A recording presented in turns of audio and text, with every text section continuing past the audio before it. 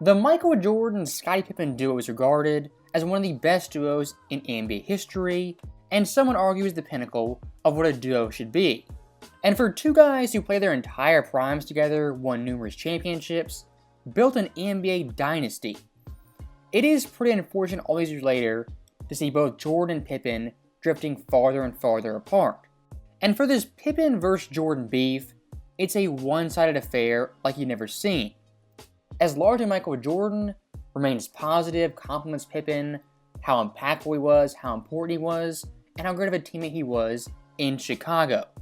Compared to Pippen, who throws mud at Jordan virtually 24/7. And one NBA superstar Hall of Famer who's tired of seeing the Jordan disrespect is Shaquille O'Neal. As recently as Shaq didn't hold back in the slightest, calling Scottie Pippen a Robin. I mean, kinda harsh, but not exactly false. And if you followed the MJ vs. Pippen saga recently, it's taken a sharp left turn in a very weird direction, as Pippen's former wife is dating Michael Jordan's son. For perspective, when MJ and Pippen were teammates for their last championship, Michael Jordan's son wasn't even a teenager. All I'm going to say is that Thanksgiving this year is going to be pretty awkward both the Jordan and the Pippen households. Now, looking back at on-the-court play and Scottie Pippen's comments, he's called Jordan a selfish player, he was only a scorer, and before Pippen got there, MJ was a flat-out loser. Now, of course, these comments, they're rooted in anger, jealousy, and just Pippen being bitter. So, with Pippen really bashing Michael Jordan all the time, I think it's about time Scottie Pippen get a dose of his own medicine. As in this video, we're going to look at Pippen on the second three-peat and just how good he was. As contrary to popular belief, MJ's offensive supporting cast, even defensive supporting cast late on, wasn't as great as you would think. As looking at even Jordan's best team had been the '96 Bulls. When it came to playoffs, if you look back on it, that team wasn't as dominant offensively outside of Jordan. As MJ, he put up his usual stats, averaging 30 points, 5 boards, 4 assists, on very impressive 46-40 and 82 splits. That is typical Michael Jordan in his great play. But looking at the Bulls supporting cast offensively scoring-wise, not known to many, that Bulls team has the 5th lowest scoring average for supporting cast in NBA history. And looking at his two best offensive teammates, he had Scottie Pippen, as well as Tony Kukoc. Pippen averaged 16.9 points per game on sub-40 shooting, and Kukoc 10.8 on also sub-40 shooting.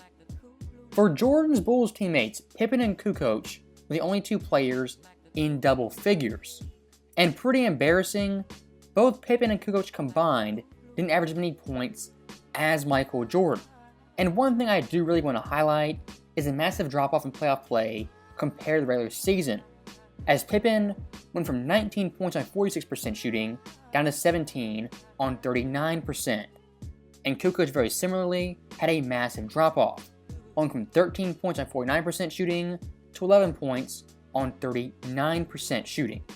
The offensive help Jordan had this year in the playoffs wasn't nearly as great as you would think. The one thing this Bulls team did have that was great was Dennis Rodman, their defensive anchor, as Dennis this year averaged 13.7 boards on 49% shooting. 96 Dennis, you could argue, was the Bulls' second best player. That's how good he was defensively on the offensive glass. But sad to note, Dennis that year, I would say, was the last year of his true prime as a great player. As 97, his overall minutes were decreased pretty significantly, going from 34.496 to 28.2 in 1997. And if you look at Jordan 97, much like 96, he was highly consistent and always showed up, averaging 31.1 points, 7.9 boards, 4.8 assists on 46% shooting. For the Bulls that year in the playoffs, he led the team in points, assists, defense rebounds, steals, and blocks. And pretty important to note, he only had one teammate in double figures, that being Scottie Pippen. But just like 96, Pippen's overall shooting was down tremendously, as before the playoffs, he was shooting 47.4%, but in the postseason, only 41.7%. And again, looking at Kukoc, he had a massive playoff drop, going from 13 points per game on 47% shooting, down to 8 points per game on 36% shooting.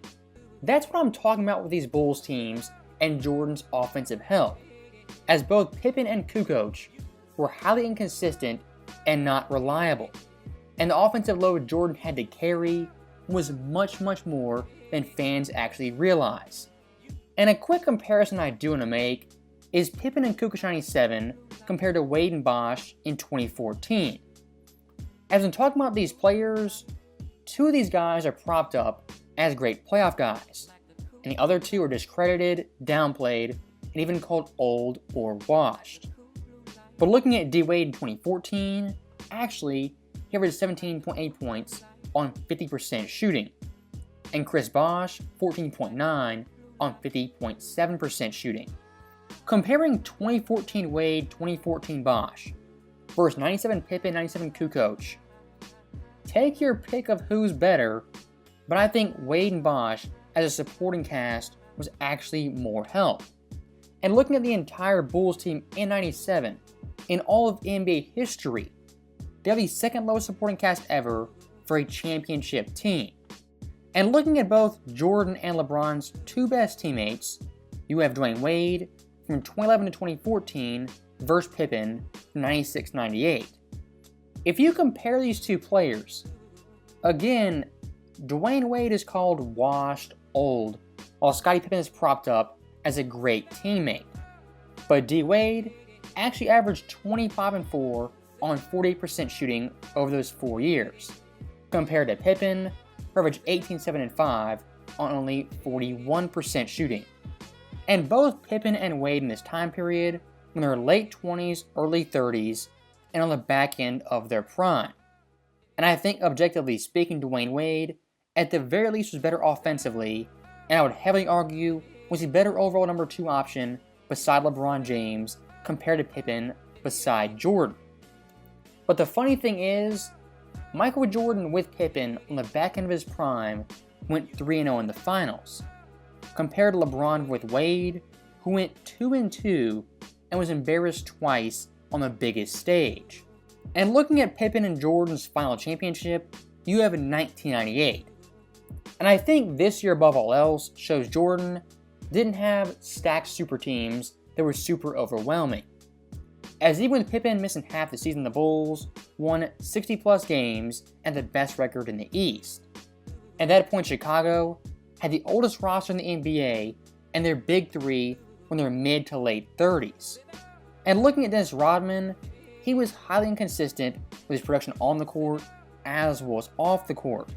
As before the Eastern Conference Finals, he was playing a staggering 41.7 minutes. But in the East Finals, NBA Finals collectively, it was reduced down to only 29.9 minutes. And unlike past years, Dennis, on the offensive end largely, was a negative and not a plus or a neutral.